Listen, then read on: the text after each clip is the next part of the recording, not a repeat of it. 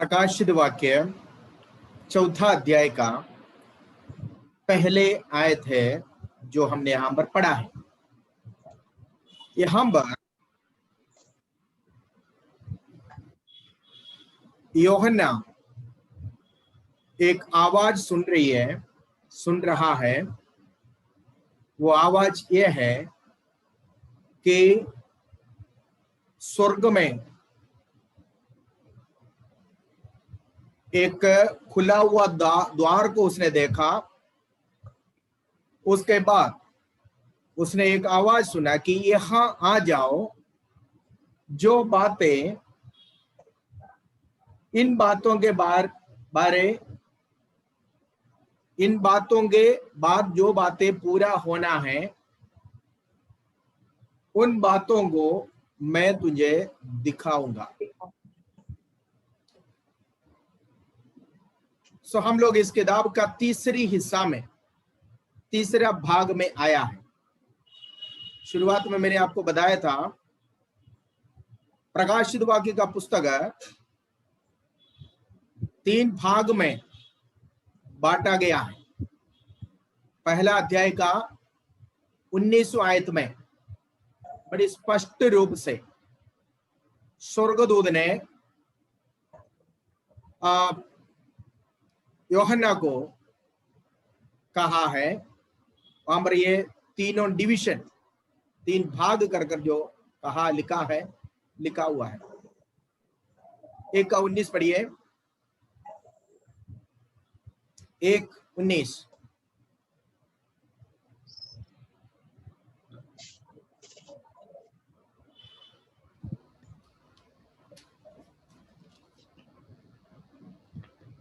इसलिए जो बातें तूने देखी हैं और जो बातें हो रही हैं और जो बातें इसके बाद होने वाली हैं, उन सब को लिख ले।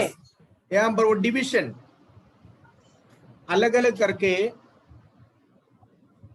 स्वर्गदूत ने यूहन्ना को बोला। इसलिए जो बातें तूने देखा, वो बात हमने उसके बारे में चर्चा किया है। क्या देखा था यूहन्ना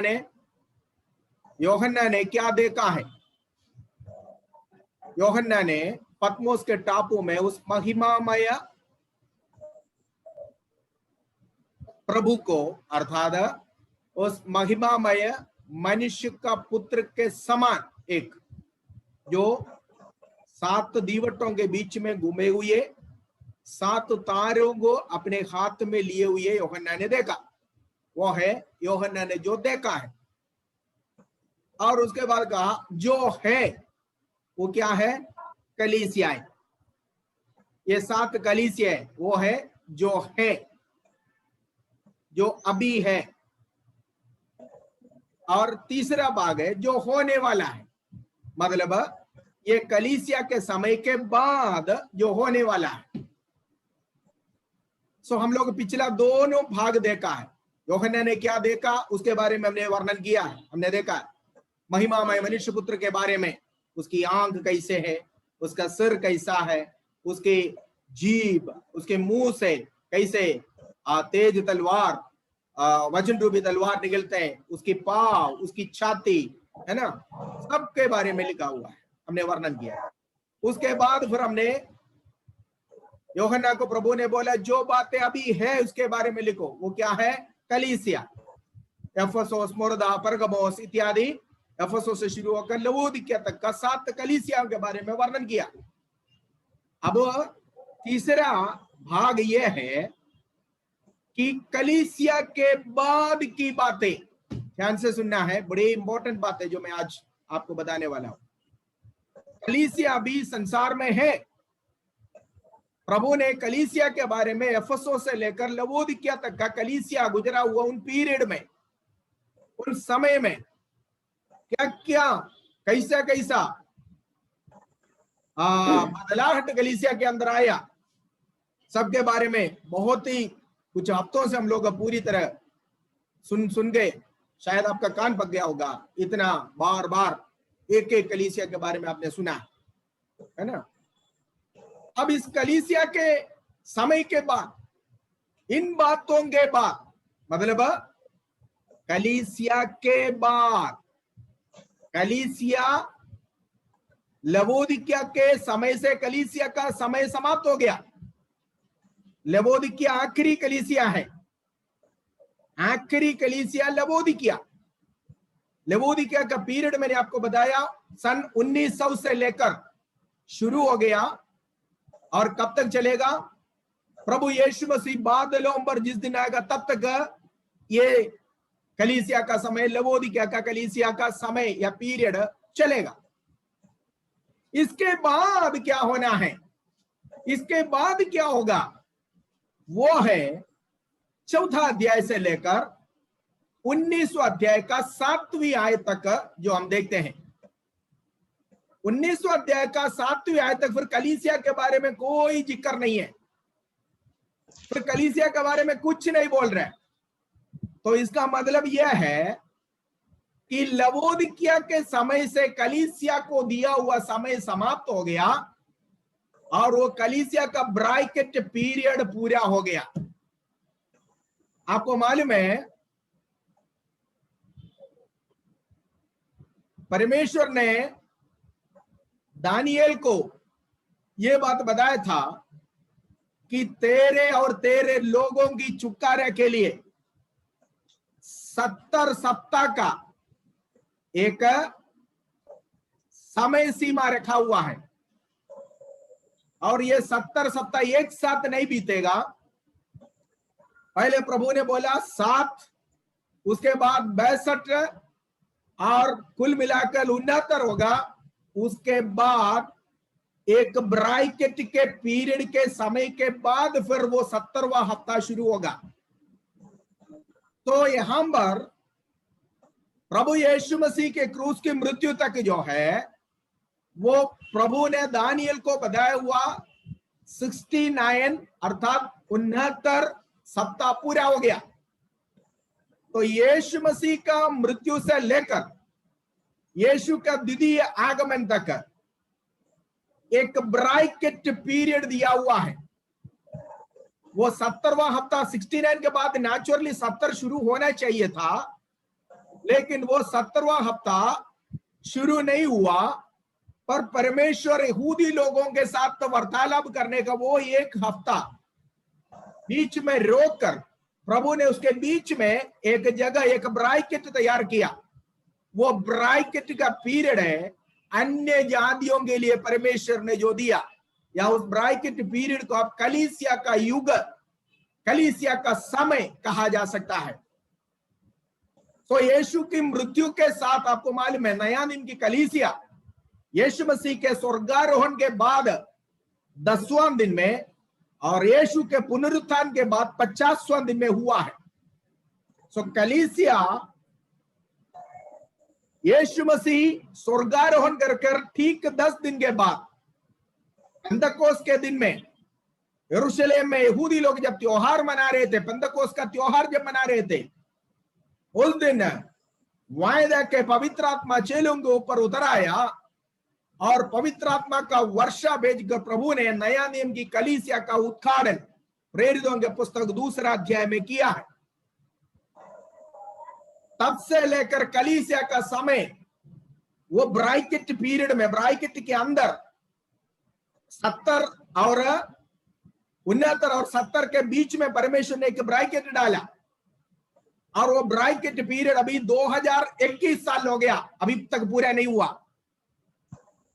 वो ब्राइकेट पूरा तब होंगे जब कलीसिया यहां से उठा लिया जाएगा। तो यहूदियों के साथ परमेश्वर यहूदी लोगों को अपना निज लोग, अपना निज भाग होने के लिए चुना था।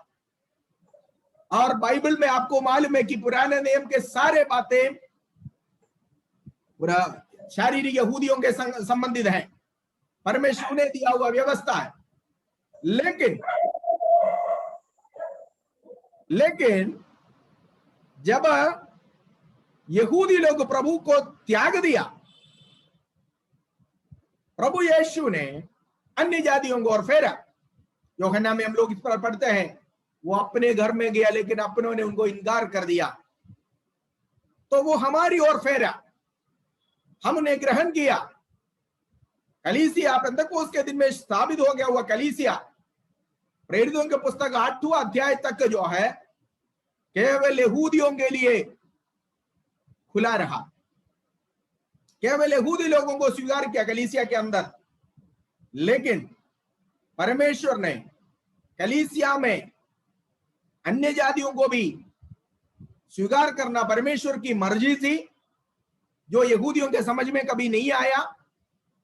इस कारण प्रभु ने यरूशलेम में कलीसिया में एक बहुत बड़ा पीड़ा भेजा है। पीड़ा के कारण यहूदी यरूशलेम की कलीसिया इधर बिधर हो गया।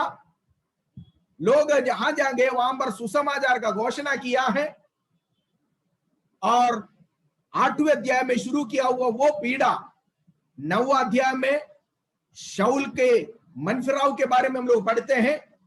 उसके बाद हम देखते हैं कि 10वां अध्याय में परमेश्वर ने कलीसिया का द्वार अन्य जातियों के लिए खोला। मेरा और आपका स्वागत जो है कुरनेलियुस नामक एक अन्य जाति जो यहूदी नहीं था, प्रथम कलीसिया के अंदर प्रवेश कर या उनके लिए कलीसिया का द्वार खोलकर परमेश्वर ने मुझे और आपको कलीसिया के अंदर लाने का द्वार कुरनेलियुस के परिवार के द्वारा खोला है। और वो कलीसिया पिछले 2021 साल में वो ब्रैकेट अभी क्लोज नहीं हुआ, वो ब्रैकेट भी अभी चल रहा है, लेकिन यहूदियों के साथ परमेश्वर का वार्तालाप व्यवहार प्रभु ने रोक दिया। और 69 साल के बाद जो 70वां हफ्ता, 69 साल नहीं है, सॉरी, हफ्ता, 69 सप्ताह के बाद 70वां सप्ताह जो शुरू होना है वो अभी शुरू नहीं हुआ। तो उसके बीच में प्रभु ने एक थोड़ा सा एक ब्रैकेट पीरियड में मुझे और आपको अर्थात अन्य जातियों को प्रभु ने समय दिया। और ये अभी ये ब्रैकेट पीरियड 2021 साल हो गया। प्रभु की आगमन तक ये ब्रैकेट होंगे। जब प्रभु की आगमन की तुरही होगी उस समय ब्रैकेट क्लोज होगा। फिर तुरंत वो रुका हुआ 70वां हफ्ता या शुरू होने वाला है। 69 के बाद 70 जो शुरू नहीं हुआ, वो 70वां सप्ताह जो यहूदियों से संबंधित है वो शुरू हो जाएगा। और वो एक हफ्ता अर्थात 7 साल का, एक दिन बराबर 1 साल, और एक सप्ताह का काम अर्थात 7 साल का इस संसार में परमेश्वर के यहूदियों के साथ जो टूटा हुआ रिश्ते को, वो धागा जो प्रभु और इस्राएली लोगों के बीच में जो टूटा हुआ रिश्ता है, उसको दोबारा ये एक हफ्ते में जोड़ेगा। परमेश्वर दोबारा यहूदियों के साथ वार्तालाप करेगा। और पुराना नियम के आराधना जो हम लोग लेवी व्यवस्था के पुस्तक में देखते हैं, उस तरह की आराधना शारीरिक इस्राएलियों से परमेश्वर दोबारा स्वीकार करेगा। उस एक हफ्ता के अंदर अर्थात 7 साल में तोड़ दिया गया यरूशलेम मंदिर, जिसके लिए अभी पूरी दुनिया चिल्ला रहा है, वहां पर मंदिर बना दिया जाएगा। उस एक सप्ताह के अंदर नया बनाया हुआ उस मंदिर में आराधना यहूदी रीति रिवाज के अनुसार का आराधना शुरू हो जाएगा। ये सब है 4था अध्याय से लेकर 19वां अध्याय तक का 10वीं आयत तक जो हम देख रहे हैं। तो ये कुल मिलाकर वो एक सप्ताह में होने वाला काम है। कौन सी एक सप्ताह? दानियल को परमेश्वर बताया हुआ वो 70 सप्ताह में यीशु मसीह के मृत्यु तक 69 सप्ताह पूरा हो गया। लेकिन यीशु के मृत्यु के बाद तुरंत शुरू होने वाला वो 70वां सप्ताह वो शुरू हो जाएगा। तब कलीसिया कहां पर होंगे? यहां पर देखो, प्रभु ने यूहन्ना को इस प्रकार बुला रहे, यहां आ जाओ। ध्यान से सुनिएगा। यूहन्ना पत्मोस के टापू में है और यूहन्ना को स्वर्ग में बुला रहा है। इसका मतलब यूहन्ना नया नियम की कलीसिया का प्रतिनिधि है और कलीसिया का उठा लिया जाने का एक पिक्चर, कलीसिया का उठा लिया जाने का एक शैडो, एक छाया वहां पर दिया गया है। कैसे कि प्रभु स्वर्ग में यूहन्ना को बुला लिया, इसका मतलब कलीसिया यहां से पृथ्वी में से स्वर्ग की ओर चला गया। सबके समझ में आ गया? ध्यान से समझ कर जाना, ठीक है। तो चौथा अध्याय में हम देखते हैं कि कलीसिया पृथ्वी में नहीं है, कलीसिया भी स्वर्ग में उठा लिया गया। कैसा है? सबूत क्या है? क्योंकि यूहन्ना नया नियम की कलीसिया का प्रतिनिधि है, प्रतिनिधि है। क्योंकि यूहन्ना अपने आप को पहला अध्याय में कहता है, मैं तुम्हारा भाई और मसीह के कष्ट में सहभागी, ऐसा कर कर यूहन्ना कहता है। मसीह के खातिर मैं पत्मोस की टापू में था, ऐसा कह रहा है। सो यूहन्ना इस वर्तमान समय की कलीसिया के एक प्रतिनिधि है।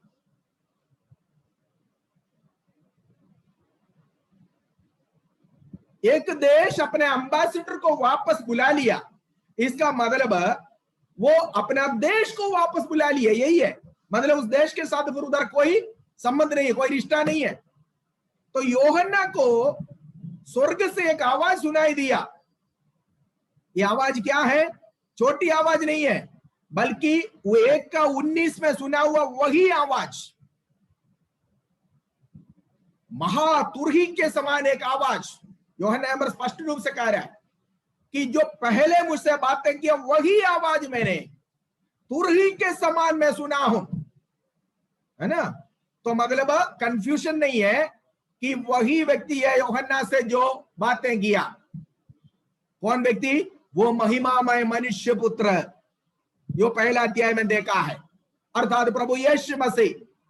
यूहन्ना से बातें करने वाले व्यक्ति को देखने के लिए यूहन्ना मुड़कर देखा, तो क्या देखा था?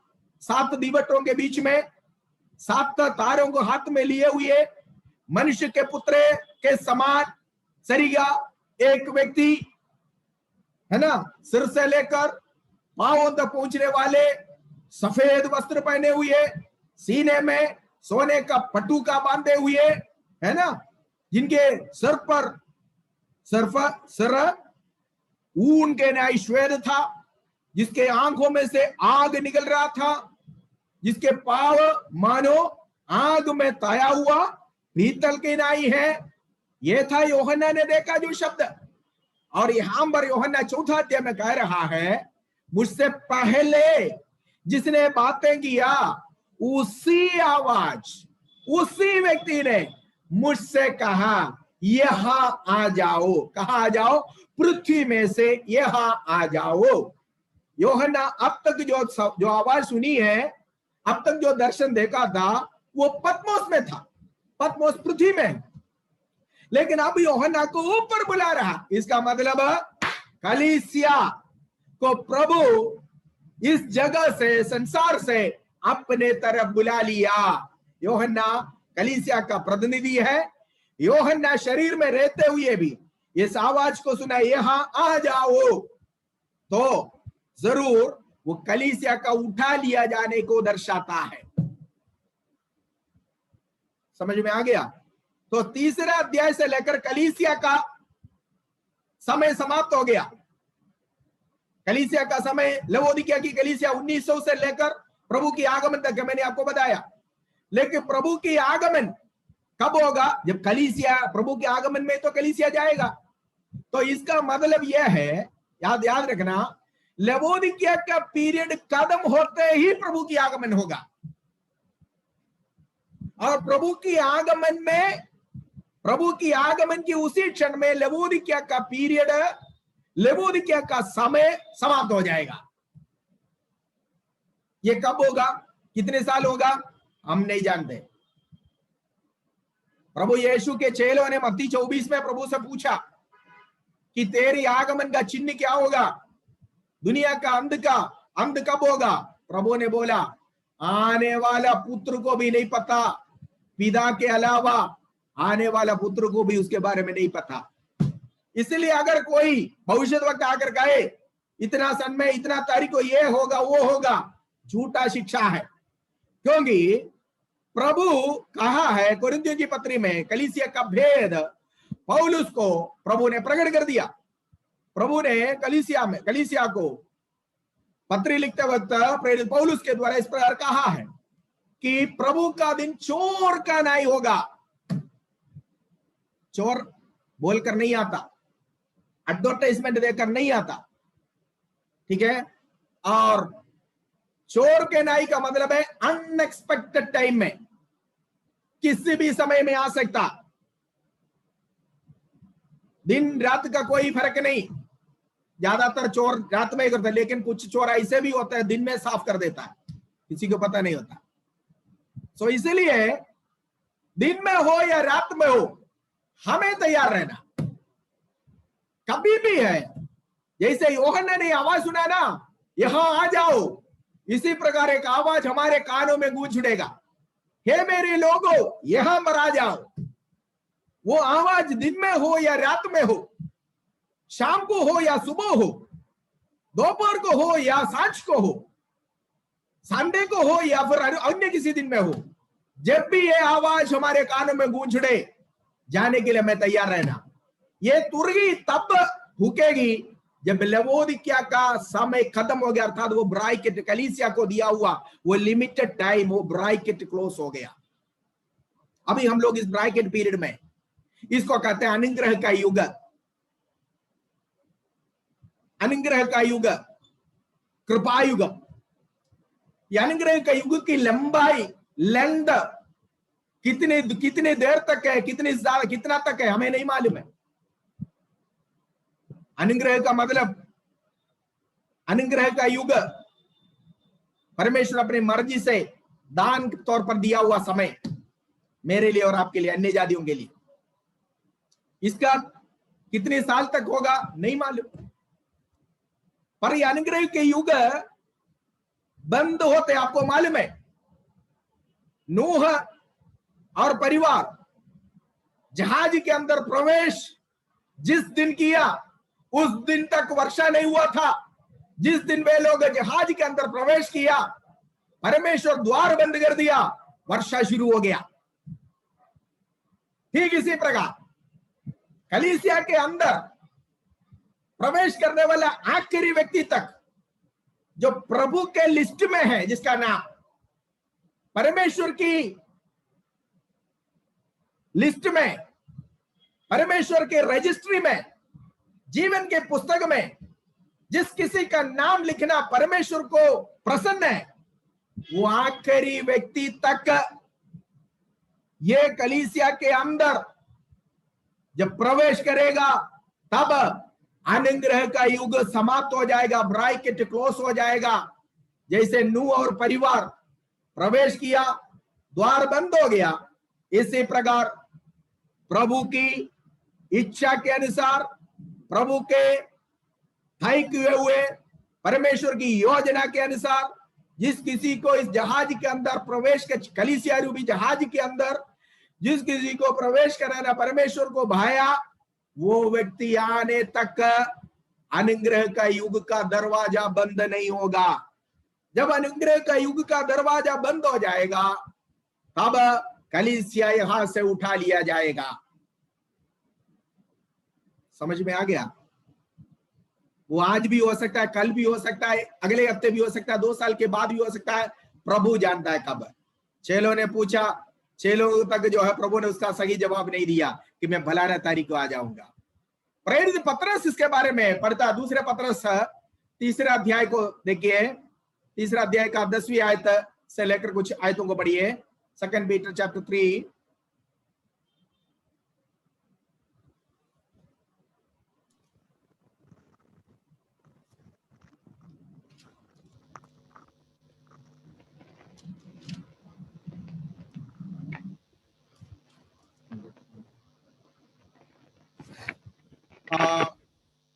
और उसका 8 से लेकर पढ़ना। 2 पीटर, दूसरी पतरस 3 का 8 से लेकर पढ़ लिए।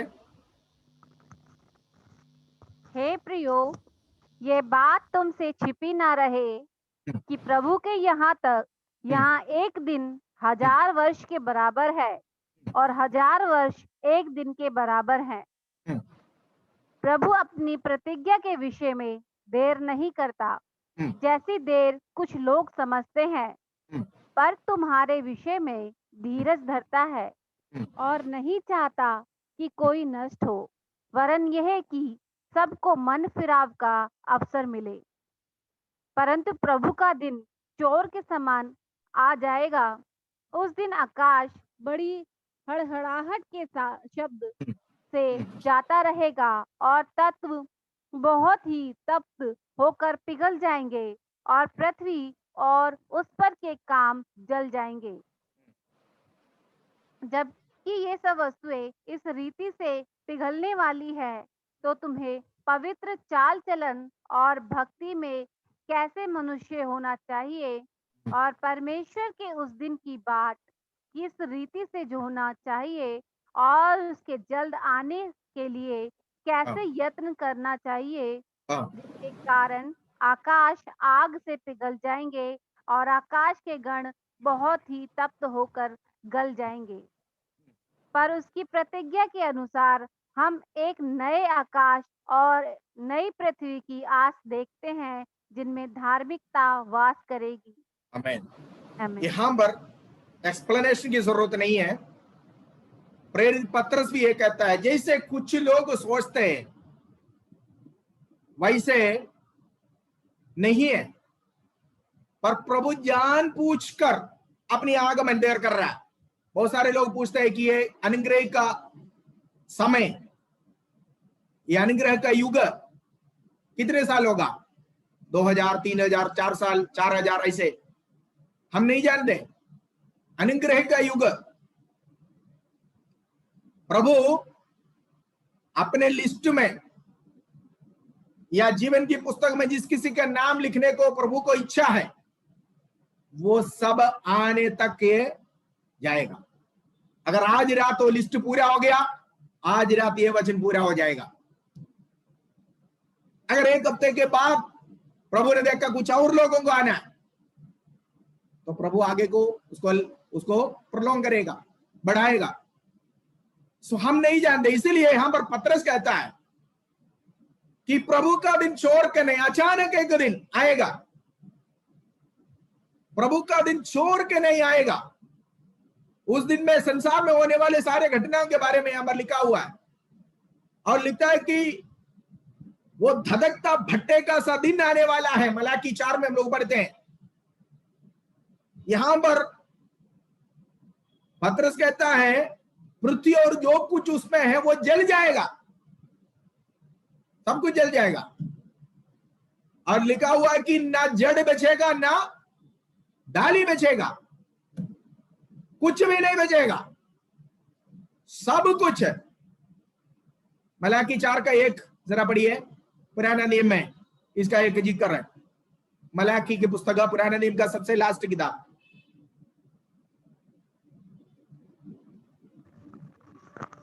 क्योंकि देखो, वह धधकते भट्टे का सा दिन आता है, जब सब अभिमानी और सब दुराचारी लोग अनाज की खूंटी बन जाएंगे, और उस आने वाले दिन में वे ऐसे भस्म हो जाएंगे कि उनका पता तक न रहेगा। सेनाओं के यहोवा का यही वचन है।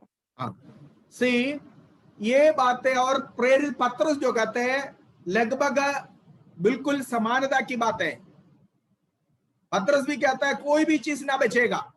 मलाकी पुराने नियम की भविष्यद्वक्ता था, वो कहता है यहोवा का उस दिन में सारे अभिमानी, सारे अहंकारी गिर पड़ेंगे, कोई चीज ना बचेगा। सो वो है प्रभु का दिन। ये कब होगा? जब अनुग्रह का युग समाप्त होते ही। अच्छा, ये अनुग्रह का युग कितने साल होगा मैं नहीं जानता, आप नहीं जानते, वो प्रभु की मर्जी है। प्रभु ने अनुग्रह दया कर, अनुग्रह का मतलब क्या है? कृपा, दया किया हमारे ऊपर। अनुग्रह करते करते 2021 तक प्रभु ने बढ़ाकर टाइम दिया। अब आगे को कितना टाइम प्रभु अनुग्रह के युग में बढ़ाएगा मैं नहीं पता। अनुग्रह का युग समाप्त होते ही, अनुग्रह का युग का दरवाजा बंद होते ही 69 और 70 के बीच में जो ब्राइकेट पीरियड प्रभु ने रखा, वो ब्राइकेट पीरियड खत्म हो जाएगा, उसको अनुग्रह का युग कहता है। और वो ब्राइकेट पीरियड खत्म होते ही कलीसिया हाथ से उठा लिया जाएगा। फिर डायरेक्ट प्रभु ने वो रुका हुआ 70वां हफ्ता यहूदियों के साथ जो प्रभु को वार्तालाप, प्रभु को जो व्यवहार करना है, परमेश्वर को यहूदियों के साथ जो रिश्ता, जो संबंध जो टूट गया था, उसको दोबारा बनाने के लिए परमेश्वर शुरू करेगा। तो तीसरा अध्याय में,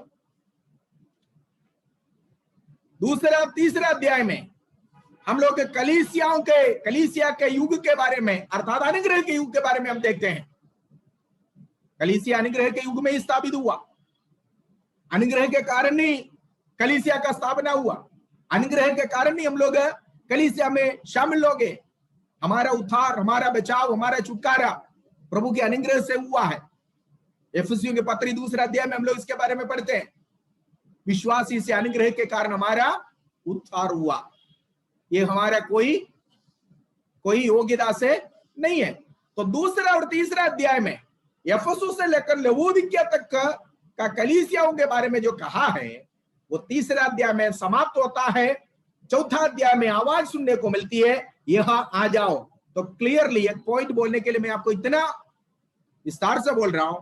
चौथा अध्याय का ये आवाज जो यूहन्ना सुन रहा है, वो डायरेक्ट प्रभु यीशु मसीह की कलीसिया का उठा लिया जाने का एक पिक्चर हमें दे रहे हैं। और ये आवाज जो सुनाई दे रहे हैं, ये कौन सी आवाज है, किसकी आवाज है?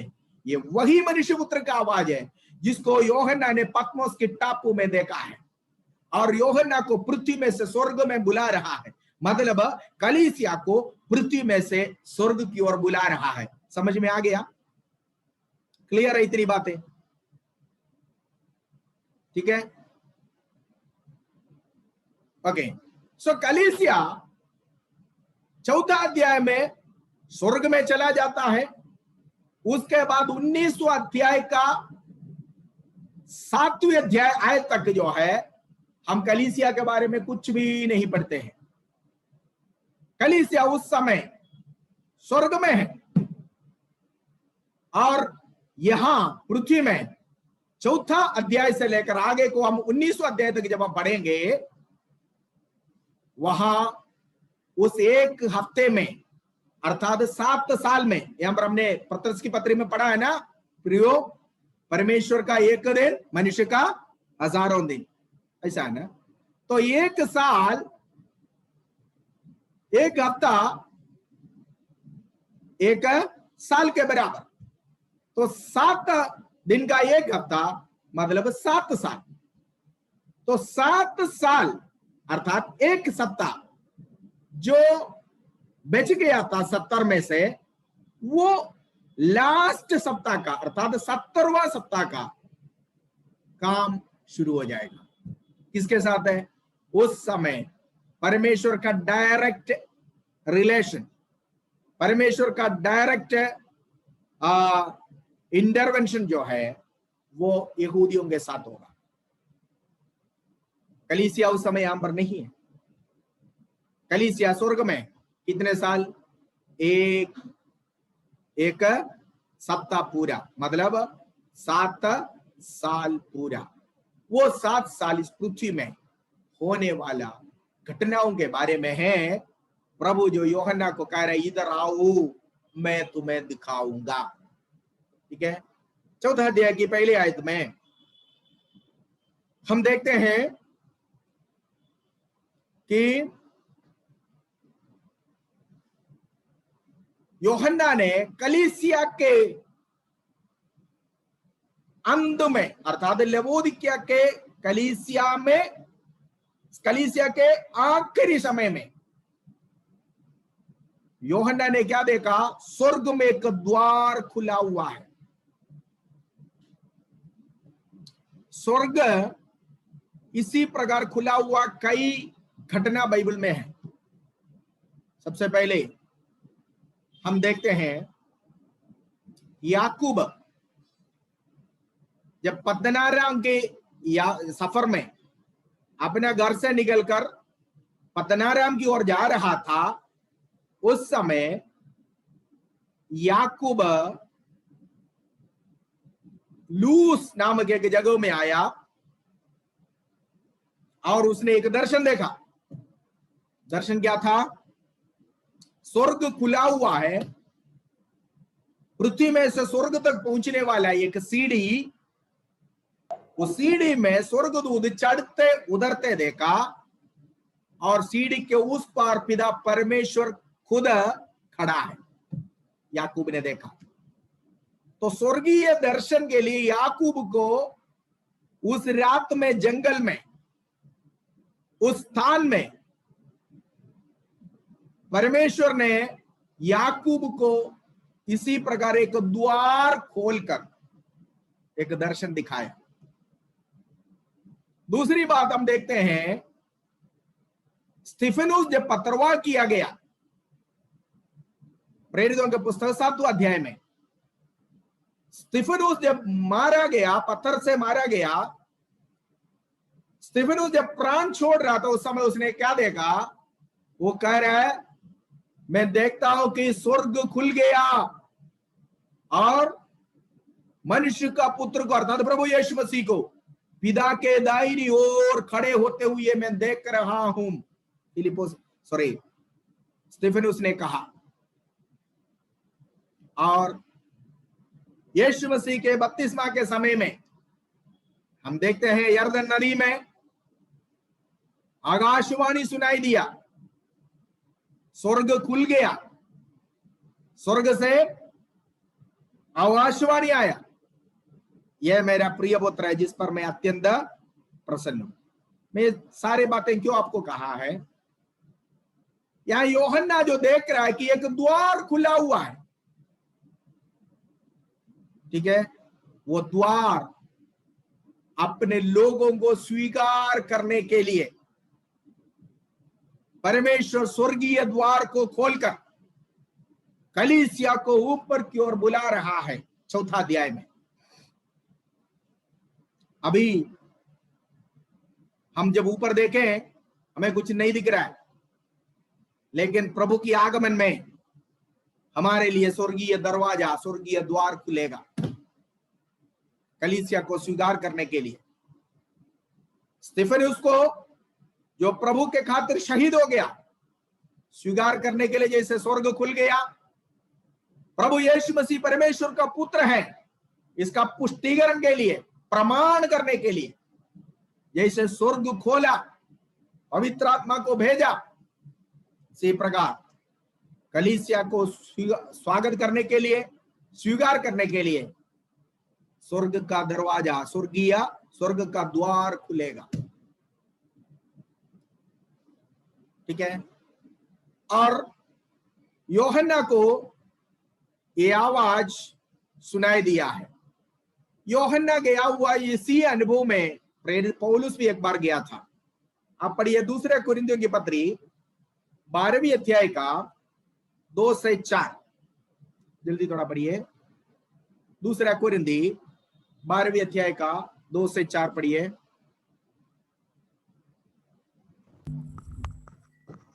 मैं मसीह में एक मनुष्य को जानता हूँ, 14 वर्ष हुए कि ना जाने देख रहित परमेश्वर जानता है, ऐसा मनुष्य तीसरे स्वर्ग तक उठा लिया गया।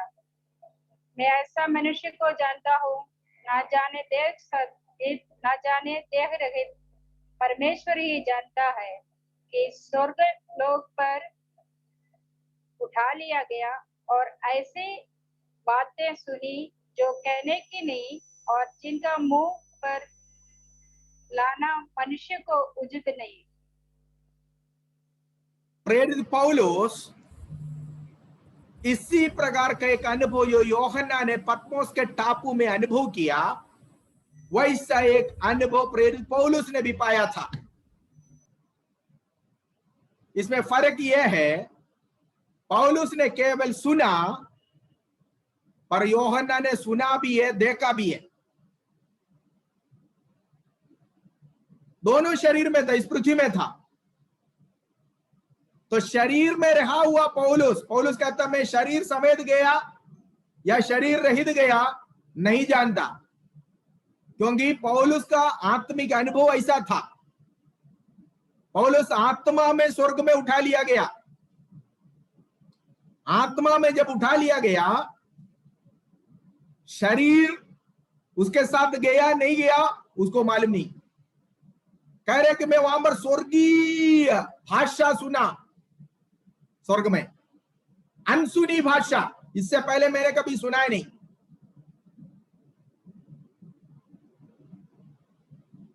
एफिसियों की पत्री में पौलुस कहता है, उसने हमें मसीह यीशु में स्वर्गीय स्थानों में बिठाया। हम पृथ्वी में हैं, पर आत्मिक तौर से हमें स्वर्गीय अनुभव में बिठाया। मतलब इसका स्पष्ट है कि शरीर में रहते हुए भी हम आत्मा में वो स्वर्गीय अनुभव में पहुंच सकता है। स्वर्गीय अनुभव में हम पहुंच सकता है। यूहन्ना पत्मोस के टापू में है शारीरिक तौर से, पर यूहन्ना को बोले यहां आ जाओ, फिर क्या गया? क्या है? यूहन्ना की आत्मा गया। यूहन्ना आत्मा में उठा लिया गया। जब हम स्वर्ग में जाएंगे तो हमारे शरीर नहीं जाएगा, पर हमारे आत्मा ही जाएगा। यही है, प्रभु हमें बुलाएंगे तो हमारे शरीर नहीं जाएगा, आत्मा जाएगा। सो कलीसिया प्रभु के साथ गया, इसका मतलब शरीर, मांस और लहू स्वर्ग राज्य का वारिस नहीं होगा। पढ़िए पहला कुरिन्थियों की पत्री 15वीं अध्याय का 50वां आयत को पढ़िए।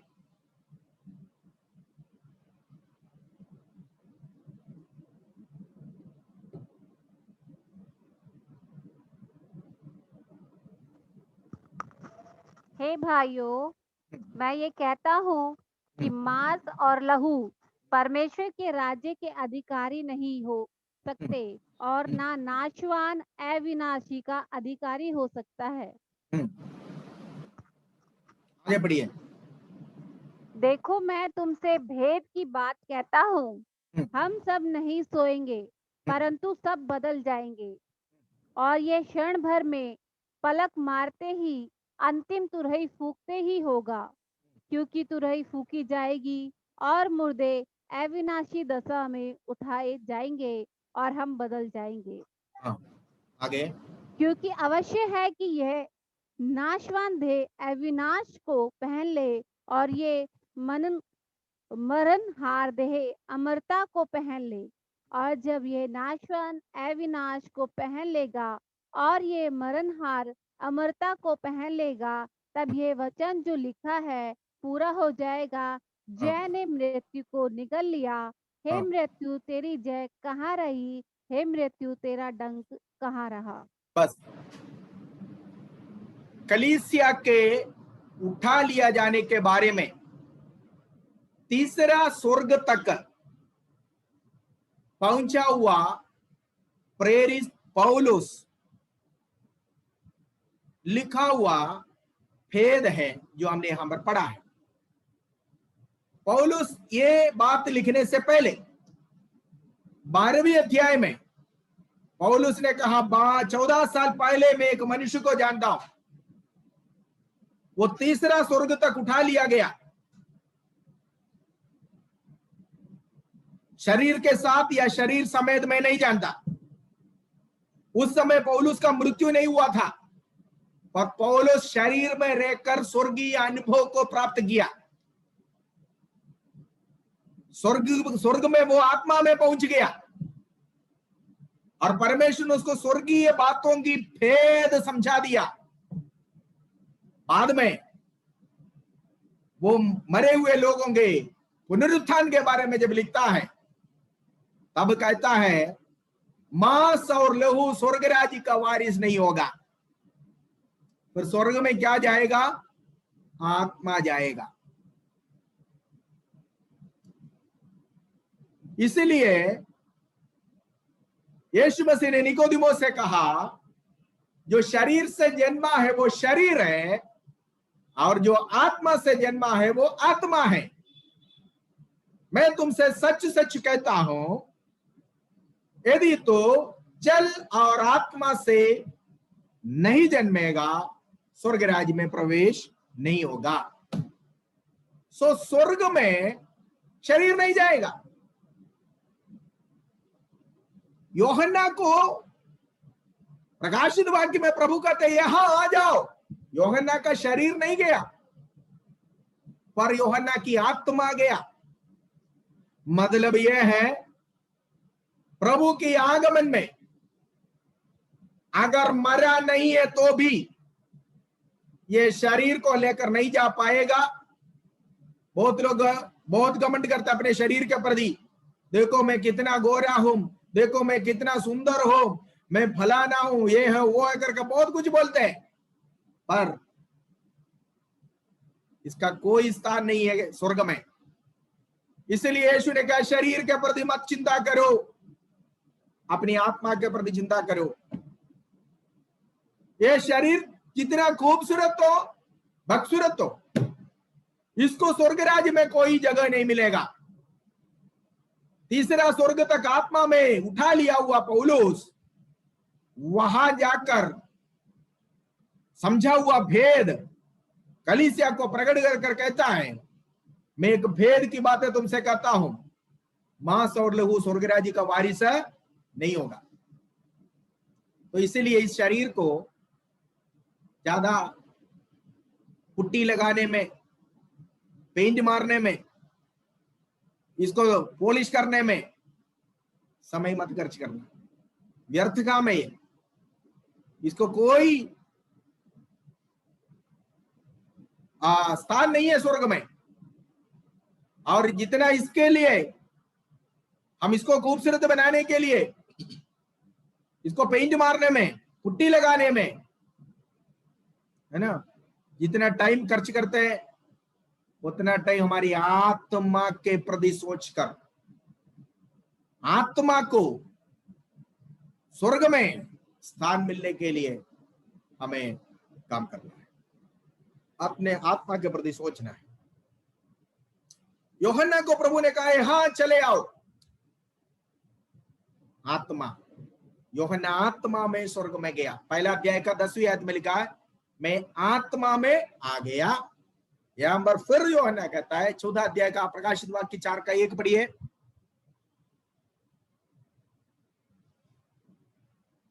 दोबारा से 4 का 1 पढ़िए। इन बातों के बाद जो मैंने दृष्टि की तो क्या देखता हूँ कि स्वर्ग में एक द्वार खुला हुआ है। सुनिए, इन बातों के बाद, किन बातों के बाद? दूसरा और तीसरा अध्याय में बताया हुआ बातों के बाद। दूसरा और तीसरा अध्याय में क्या बात बताया? कलीसियाओं के बारे में। अर्थात यूहन्ना का कहने का मतलब कलीसिया के समय के बाद, अर्थात कलीसिया उठा लिया जाने के बाद, अर्थात अनुग्रह का युग समाप्त होने के बाद, अर्थात कलीसिया इस जगह से उठा लिया जाने के बाद, कलीसिया के जाने के बाद मैंने दृष्टि लगाया। क्या देखा है? क्या देखा? एक द्वार खुला हुआ है। और जिसमें मैंने पहले तुरही के से शब्द से अपने साथ बातें करते हुए सुना था, वही कहता है यहाँ ऊपर आ जा। और जिसने मुझसे पहले बातें करते हुए मैंने देखा था, एक आंबर देखा था। पहला अध्याय का 10वीं आयत में, पहले अध्याय का 10वीं आयत में यूहन्ना ने अपने से बातें करते हुए उस मनुष्य का पुत्र को देखा। और यूहन्ना यहाँ पर 4 अध्याय में कह रहा है कि मैंने उसी मनुष्य को ये कहते हुए धीमी आवाज में नहीं बल्कि तुरही का जैसे आवाज से मुझे कहते हुए सुना कि यहां आ जाओ। ध्यान से सुनिएगा, प्रभु की आगमन में प्रभु अपने लोगों को धीरे से नहीं बुलाएगा बल्कि तुरही जैसे आवाज से बुलाएगा।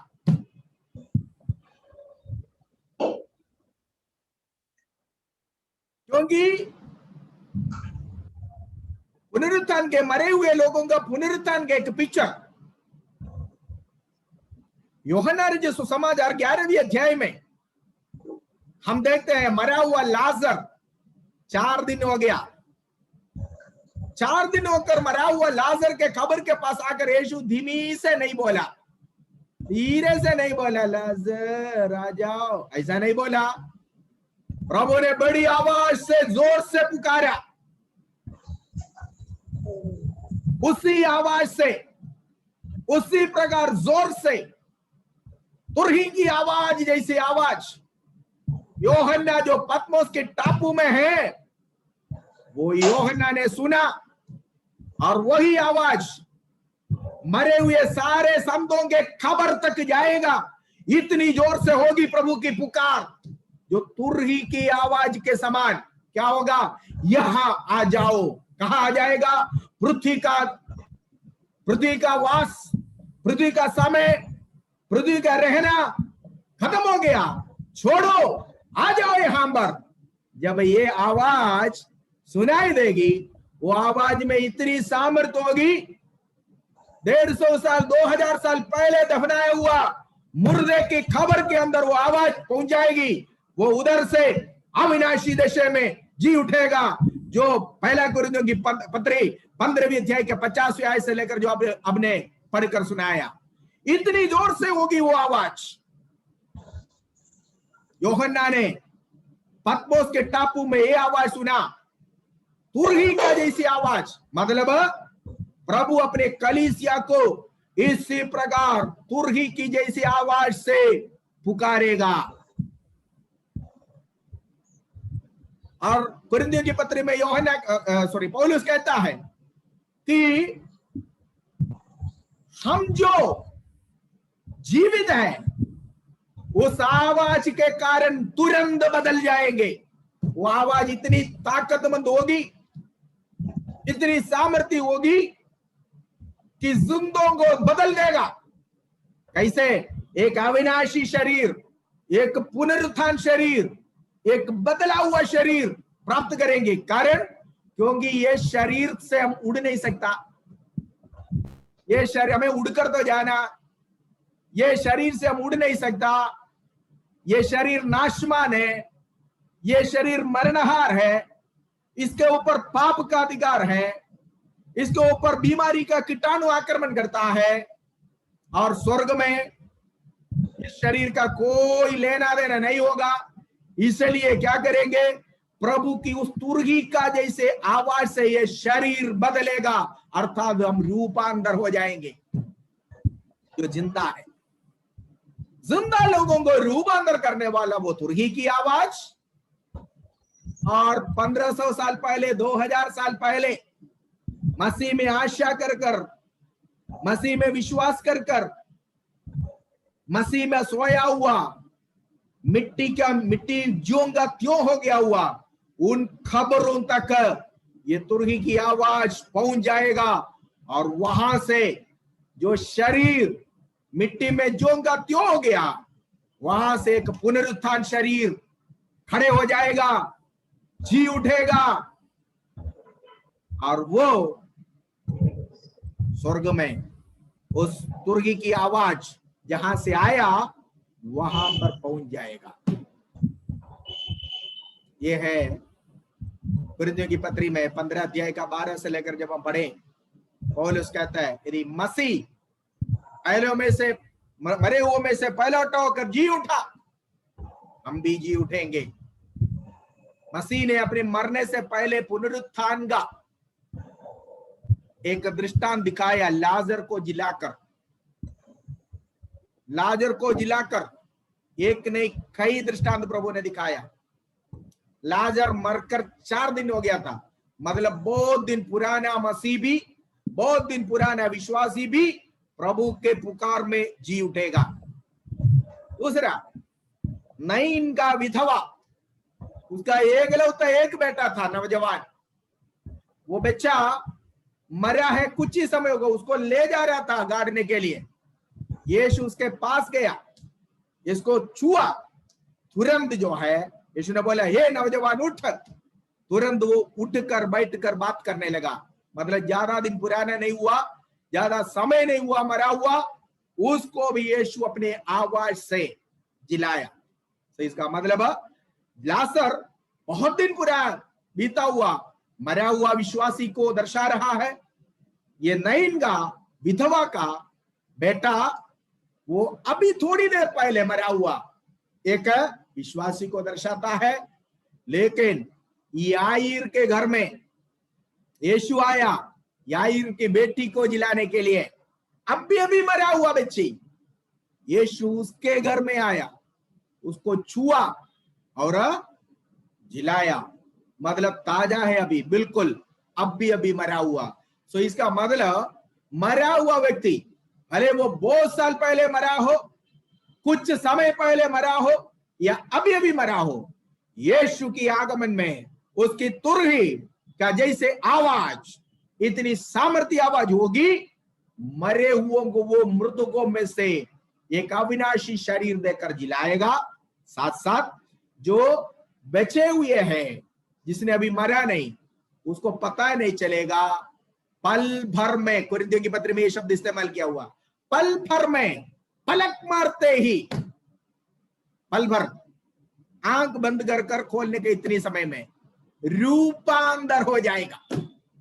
रूपांतर होकर ये मरणहार शरीर के ऊपर, ये नाशमान शरीर के ऊपर एक अविनाशी शरीर आकर इसके ऊपर एक अविनाशी शरीर पहनाएगा, इसके ऊपर एक अमर्त्यता का शरीर पहनाएगा।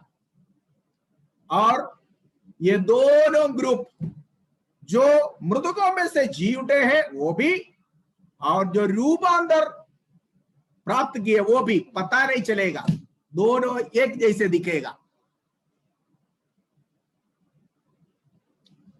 बहुत साल पहले हुए मरे हुए वो भी अविनाशी शरीर को प्राप्त करेगा, पहन लेगा। जिसने मरा नहीं है, जो रूपांतर प्राप्त किया, जो रूपांतर हुआ, वो भी एक अविनाशी शरीर को प्राप्त करेगा। दोनों एक जैसे दिखेगा। कैसे दिखेगा? भजन 110 में देखिए, भजन 110 उसमें ये लोग जब जाएंगे ऊपर की ओर, कैसा दिखेगा आप पढ़ लीजिएगा। भजन 110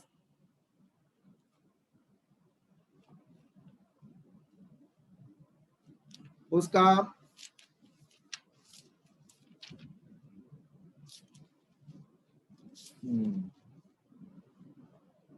यस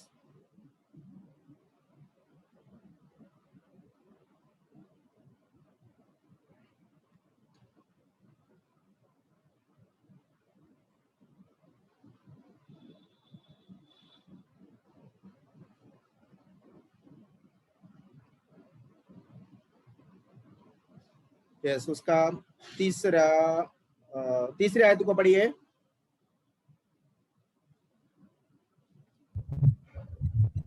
एक 110 का 3 पढ़िए। तेरी प्रजा के लोग तेरे पराक्रम के दिन स्वेच्छा बलि बनाते हैं। तेरे जवान लोग पवित्रता से शोभायमान और भोर के गर्भ से जन्मी हुई ओस के समान तेरे पास हैं। भोर के ओस के समान पृथ्वी के अंदर सोए हुए संत लोग भी, पृथ्वी में जीवित रहा हुआ संत लोग भी, एक ग्रुप मरे हुए में से जी उठा हुआ है, दूसरा मृत्यु को छका नहीं है पर बदल गया। पर ये दोनों जब उड़ेंगे तो पता नहीं चलेगा, कैसा चलेगा, कैसा दिखेगा? जवानों के समान। कैसा जवान? जो उसका तीसरा अध्याय को फिर से पढ़िए, थोड़ा ध्यान से रुक कर पढ़िए। तेरे जवान लोग पवित्रता से शोभायमान भोर के गर्भ से जन्मी हुई ओस के समान तेरे पास हैं। भोर के गर्भ से जन्मे हुए ओस के समान, ये है कलीसिया। कलीसिया जब इस संसार से स्वर्ग की ओर उठा लिया जाएगा इस तरह होगा। दो झुंड के लोग हैं, लेकिन पता नहीं है इनमें से पुनरुत्थान हो गया हुआ कौन है, रूपांतर प्राप्त किया हुआ कौन है, पता नहीं है। दोनों एक जैसे दिखेगा। मसीह पर विश्वास कर मरे हुए संत भी, मसीह की आगमन की प्रतीक्षा करते हुए इंतजार करने वाला संत भी, ये दोनों लोग एक जैसे दिखकर होर के गर्भ में से निकला हुआ ओस के समान बिल्कुल सफेद श्वेत अविनाशी शरीर प्राप्त कर स्वर्ग की ओर उठाए।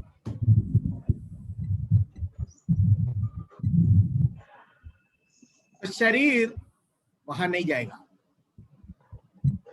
शरीर का कोई काम नहीं है वहां। इसलिए यूहन्ना को प्रभु ने बोले यहां आ जाओ। यूहन्ना का शरीर क्या हुआ, वो पतमोस में है, और यूहन्ना की आत्मा वहां मर गया, है ना। पौलुस भी यही अनुभव को प्राप्त किया। पहला कुरिन्थियों की पत्री 12वें अध्याय में हम लोग पढ़ा है, शरीर के साथ गया, शरीर रहित गया, पता नहीं। फर्क इतना है, यूहन्ना वहां पर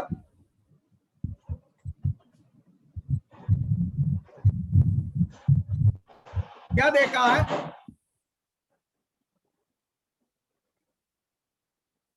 यूहन्ना ने वहां पर देखा और सुना, पर पौलुस केवल सुना। दिस इज यही है डिफरेंस।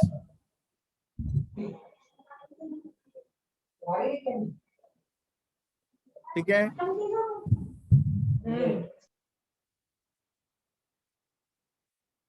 तो इसका मतलब यह है प्रभु की आगमन में शरीर में रहा हुआ, शरीर में बचे हुए लोग इसी प्रकार के एक अवस्था में, मतलब शरीर छोड़कर आत्मा उठा लिया गया, आत्मा चला जाएगा, यही होगी। ये पल भर में होने की काम है। यीशु ने कहा दो लोग एक बिस्तर में होंगे, एक को उठा लिया जाएगा, एक छोड़ दिया जाएगा। मतलब साथ सोने वाले को पता ही नहीं चला कि अगले को क्या हुआ। पल भर में होने वाला काम है। और सो इसलिए यूहन्ना का उठा लिया जाना जो है, वो कलीसिया का उठा लिया जाने का एक छाया है। आपको पता है, एक दूसरा दृष्टांत मैं आपको बताता हूं। कलीसिया के बारे में सबसे पहले यीशु मसीह ने मत्ती रचित सुसमाचार में 16वें अध्याय में जिक्र किया है। 16वें अध्याय का 16वीं आयत में यीशु ने चेलों से पूछा, लोग मनुष्य पुत्र के बारे में, मेरे बारे में क्या कहता? तो कई तरह का जवाब वहां पर आया। पतरस ने बोला कि प्रभु तू जीवित परमेश्वर का पुत्र है। तब प्रभु ने कहा, पतरस शिमोन के बेटा, मांस और लहू ने तुझे ये बात प्रकट नहीं किया, बल्कि मेरा पिता जो स्वर्ग में है। मैं अपनी कलीसिया बनाऊंगा। यहां पर कलीसिया जो शब्द पहली बार आती है, मैं अपनी कलीसिया बनाऊंगा, अधोलोक के फाटक उस पर प्रबल ना होंगे। प्रभु का कहने का मतलब यह है, तुमने जो बातें तुमने इकरार किया, जो बातें तुमने कहा, मैं उन बात पर मैं अपनी कलीसिया बनाऊंगा। किस बात पर? कि तू जीवित परमेश्वर का पुत्र है। सो प्रभु की कलीसिया उस वचन पर बनाया हुआ है, ना कि पतरस के ऊपर। रोमन कैथोलिक सिखाते हैं कि पतरस के ऊपर कलीसिया बनाया। ओहो, पतरस के ऊपर अपनी कलीसिया बना लिया होता तो इतना पीड़ा जब आए तो कब के ये चूर चूर हो जाता। पतरस के ऊपर नहीं, बल्कि पतरस का वचन के ऊपर प्रभु ने बनाया। पतरस ने एक्सेप्ट किया कि तू जीवित परमेश्वर का पुत्र है। उस वचन पर प्रभु ने जो कलीसिया बनाया। इसलिए आज भी ये स्थिर है। नहीं तो एक छोटी लड़की के सामने यीशु को इनकार किया हुआ पतरस के ऊपर अगर प्रभु अपने कलीसिया बना दिया होता, इतना महाभयंकर पीड़ा जब कलीसिया के विरुद्ध आया तो कलीसिया कहां स्थिर हो जाती। सो पतरस के ऊपर नहीं, पतरस कहा हुआ वचन के ऊपर यीशु ने कलीसिया बनाया। उसके बाद यीशु ने कहा मैं अपनी कलीसिया बनाऊंगा, दो लोग के फाटक उस पर प्रबल न होंगे। उसके बाद एक हफ्ते के बाद यीशु चेलों को लेकर अगला अध्याय में मत्ती रचित सुसमाचार 17वें अध्याय का 1 से लेकर कुछ आयतों का पढ़िए। शायद आपने इसको पढ़ा है इससे पहले, रूपांतर पहाड़ के बारे में वहां पर लिखा हुआ, पढ़िए 17वें अध्याय का 1 से लेकर मत्ती 17 का 1 से लेकर आगे को पढ़िएगा। 6 दिन के बाद यीशु ने पतरस और याकूब और उसके भाई यूहन्ना को साथ लिया और उन्हें एकांत में किसी ऊंचे पहाड़ पर ले गया। वहां उनके सामने उसका रूपांतर हुआ और उसका मुंह सूर्य के समान चमकता और उसका वस्त्र ज्योति के समान उजला हो गया। और मूसा और एलिया बातें करते हुए उन्हें दिखाई दिए। नेटवर्क अच्छा है, इसकी आवाज क्लियर आ रही है, पढ़ ले। आवाज कट कर जा रही है, सुनाई नहीं देता।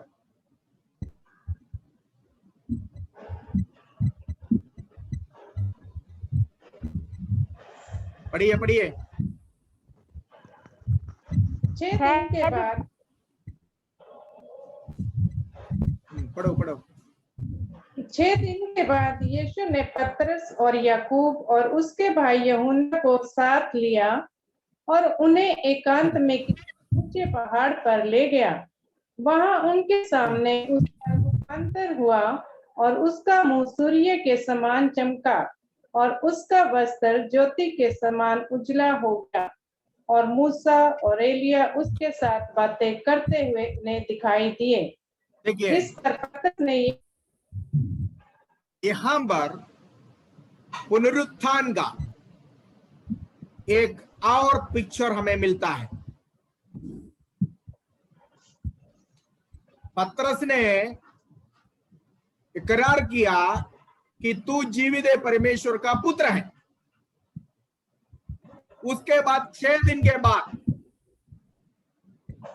पतरस, याकूब और यूहन्ना तीनों को प्रभु यीशु मसीह पहाड़ के ऊपर लेकर गया और वहां पर उन्होंने क्या देखा? यीशु उस समय मरा नहीं है, यीशु जीवित है। पर लिखा हुआ है कि यीशु रूपांतर हो गया, ऐसा लिखा है, पढ़िए। वहां उसके सामने उसका रूपांतर हुआ और उसका मुंह सूर्य के सुनिए रुकिए, वहां पर लिखा वो उसके सामने रूपांतर हो गया। कौन रूपांतर हो गया? यीशु रूपांतर हो गया। क्यों? क्योंकि अभी यीशु शरीर में था, क्योंकि स्वर्गीय जीवी 2 लोग स्वर्ग में गया है। वे लोग स्वर्गीय शरीर में प्रभु से बातें करने के लिए आया। प्रभु अभी संसार से प्राप्त किया हुआ शरीर में था और ये फिजिकल बॉडी में स्वर्गीय जीवियों से बात नहीं कर सकता, इसलिए उसने चेलों के सामने रूपांतर हो गया, बदल गया। ये मेरा और आपका रूपांतर को दर्शाता है। कितना टाइम लगा यीशु को बदलने में? देखते देखते चेले देखते देखते यीशु रूपांतर हो गया, बदल गया। और फिर क्या देखा? 2 लोग वहां पर प्रभु से बातें करते हुए चेलों ने देखा, इन्होंने पहचान लिया उनको। कैसे? मूसा और एलिया, ध्यान से सुनिएगा। मूसा और एलिया मूसा को क्या पतरस ने इससे पहले देखा था? पतरस के समय में क्या मूसा जिंदा था? एलिया को क्या पतरस ने देखा है? एलिया के समय में क्या पतरस जिंदा था? सॉरी, पतरस के समय में क्या एलिया जिंदा था? बिल्कुल नहीं। फिर भी ये लोग पहचान लिया। कैसे पहचान लिया? व्यवस्था के पुस्तक में एलिया किया हुआ या मूसा किया हुआ कार्यों के बारे में ये पढ़ा है पहले। उसके अनुसार यीशु मसीह से आकर बातें करने वाले लोग एक मूसा और एक एलिया है, ये इनको पता चल गया। और पतरस ने कहा, प्रभु हमारे यहां ठहरना अच्छी बात है, क्या मैं 3 तंबू बनाऊं? एक तुम्हारे लिए, एक मूसा के लिए और एक एलिया के लिए। सुनिए, एलिया जिंदा उठा लिया हुआ व्यक्ति है, मूसा मरकर गाड़ा हुआ व्यक्ति है। ये दोनों वापस आया। इसका मतलब क्या है? इसका मतलब यह है कि मरा हुआ मूसा, मरा हुआ या मरकर जी उठा हुआ संतों का छाया है, प्रतिनिधि है। और एलिया जीते जी रूपांतर होकर उठा लिया हुआ या उठा लिया जाने वाले लोगों का प्रतिनिधि है। सो प्रभु के आगमन में ये दोनों झुंड होंगे, एक मरकर जी उठा हुआ संत लोग, दूसरा जीवित रहते ही रूपांतर पाया हुआ लोग। तो मूसा मरा हुआ व्यक्ति है, उसको कहां गाड़ा किसी को आज तक नहीं पता। प्रभु ने गाड़ा उसका शरीर को, पर वो मूसा यीशु मरने से पहले प्रभु से बातें करने के लिए आया। वो स्वर्ग से आया हुआ, स्वर्गीय शरीर प्राप्त कर आया था। इस कारण उससे बातें करने के लिए यीशु मसीह को अपना ये शारीरिक शरीर को, इस पृथ्वी के शरीर को बदल कर रूपांतर होकर उनसे बातें करना पड़ा। इसलिए पौलुस कहता है कोरिन्थियों की पत्री में, मांस और लहू स्वर्ग राज्य का वारिस नहीं होगा। यीशु के शरीर में मांस और लहू था, क्योंकि वो अर्थली इस संसार से प्राप्त किया हुआ शरीर था। उस शरीर से रहकर स्वर्गीय प्राणी, स्वर्ग से आया हुआ मूसा और एलिया से बातें नहीं कर सकता। इस कारण उनके शरीर के समान इसने रूपांतर कर दिया। हम भी एक दिन अगर जिंदा है प्रभु के आगमन में, उन पर विश्वास करने वाले रूपांतर हो जाएंगे। मूसा के आकार कैसा है नहीं मालूम, पर पढ़ने से, यूहन्ना को किसी ने नहीं देखा, पर यूहन्ना के बारे में लिखा हुआ है कि यूहन्ना किस तरह का वस्त्र पहना हुआ था, यूहन्ना कैसा था। तो यूहन्ना को जब हम स्वर्ग में मिलेंगे तो पहचान लेंगे। तो इसी प्रकार मूसा मरकर जी उठा हुआ संतों का प्रतिनिधि, एलिया जिंदा उठा लिया हुआ अर्थात रूपांतर पाकर स्वर्ग में उठा लिया हुआ या उठा लिया जाने वाला लोगों का प्रतिनिधि है। सो ये दोनों झुंड स्वर्ग में होंगे। हमारे टॉपिक ये है कि यूहन्ना ने जो आवाज सुना है ना, वो आवाज उसी मनुष्य का पुत्र का आवाज था जो प्रकाशित वाक्य 1:10 में उसने सुना है। और वो आवाज एक तुरही की आवाज जैसे था जो यूहन्ना को बेहोश कर दिया। मतलब यूहन्ना का शरीर छोड़कर यूहन्ना की आत्मा गया स्वर्ग में। प्रभु के आगमन में भी यही होगा। प्रभु की वाणी, प्रभु की आवाज, प्रभु की तुरही जब लोग सुनेंगे, जैसे कई लोग अपने शरीर एक पल भर के अंदर चेंज, बदलाहट पाकर प्रभु से मिलने के लिए हवा में, बादलों पर उठा लिया जाएगा।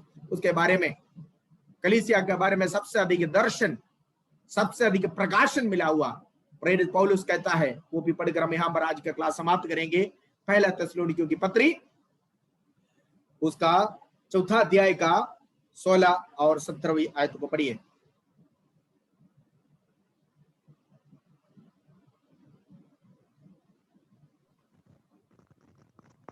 पहला थिस्सलुनी 4 का 16।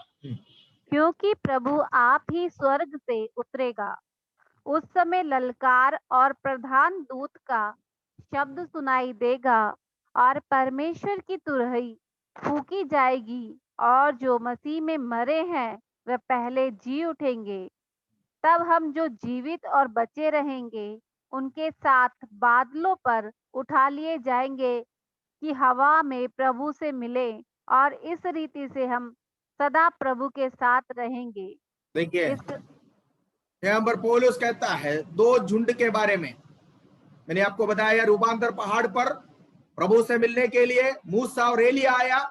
मूसा मरकर प्रभु के आगमन में जी उठने वाले, पुनरुत्थान किया हुआ संतों का प्रतिनिधि है, और एलिया मृत्यु को न छका हुआ पर जीते जी रूपांतर होकर प्रभु से मिलने का लोगों का प्रतिनिधि है। पौलुस यहां पर खुलासा करता है। पौलुस कहता है प्रभु आप स्वर्ग से उतरेगा, उस समय ललकार और, पढ़िए, ललकार और प्रधान दूत का शब्द सुनाई देगा। प्रधान दूत का शब्द और शब्द सुनाई देगा, और परमेश्वर की तुरही फूंकी जाएगी। परमेश्वर की तुरही, देखो 3 तुरही एक साथ फूंकी जाएगी। नंबर 1 प्रभु की तुरही, प्रधान दूत की तुरही और परमेश्वर की तुरही। ये तीनों तुरही की आवाज है। यूहन्ना जो कह रहा है, एक महा आवाज, एक भयंकर आवाज, तुरही के समान एक आवाज। और इस मनुष्य पुत्र की आवाज के बारे में 1 का 10 में यूहन्ना कहता बड़ी बाढ़ के समान था उसकी आवाज, है ना, बड़ी बाढ़ के समान। सो ये तीनों तुरही की आवाज जो होंगे कलीसिया को पुकारने के लिए, कलीसिया को बुलाने के लिए परमेश्वर जो इस्तेमाल करेगा।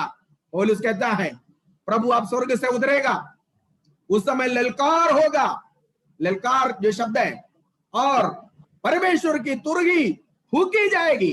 ये तीनों आवाज, प्रधान दूत की तुरही, परमेश्वर की आवाज और प्रभु की तुरही, ये तीनों मिलकर जब बजेगा, मरे हुए अर्थात मिट्टी के अंदर सोए हुए संत लोग जी उठेंगे, जो जिंदा है वो रूपांतर हो जाएंगे।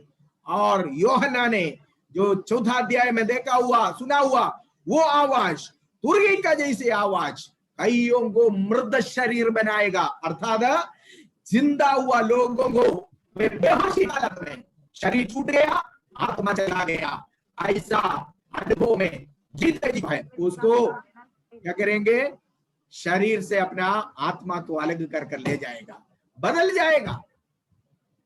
सांप आपने क्या कहता है, आपने देखा होगा सांप लोग, जो सांप जो होता है ना, उसका अपने छिलके को उतार देते हैं ना, इसी तरह शरीर यहाँ छोड़कर आत्मा चला जाएगा। Praise the Lord. और 4 अध्याय की पहले आयत में हम ये देखे प्रदर्शन स्थान यूहन्ना अभी पृथ्वी में से स्वर्ग में बुला लिया है, स्वर्गीय बातों को दिखाने के लिए। आगे कलीसिया के बाद संसार में क्या कुछ होगा उसके बारे में यूहन्ना को समझाने के लिए स्वर्ग में बुला लिया गया। मतलब लवोदिकिया के समय के बाद कलीसिया यहां पर नहीं होगा। लवोदिकियन पीरियड के बाद, लवोदिकियन समय के बाद कलीसिया फिर स्वर्ग में होंगे। उस समय जब कलीसिया यहां से उठा लिया जाएगा, यूहन्ना स्वर्ग में बुला लिया गया, मतलब कलीसिया स्वर्ग में बुला लिया गया। कलीसिया जब स्वर्ग में होंगे तो छूटा हुआ वो 1 सप्ताह शुरू हो जाएगा। 69 के बाद 70वां सप्ताह जो यहूदियों से संबंधित है, जो यहूदियों से प्रभु को डील करना है, वो यहाँ पर पृथ्वी में शुरू किया जाएगा। अर्थात क्रिस्त विरोधी का शासन इस संसार में शुरू किया जाएगा। बाकी बातें अगले हफ्ते अगले क्लास में हम देखेंगे। प्रभु आप सभी को आशीष दे।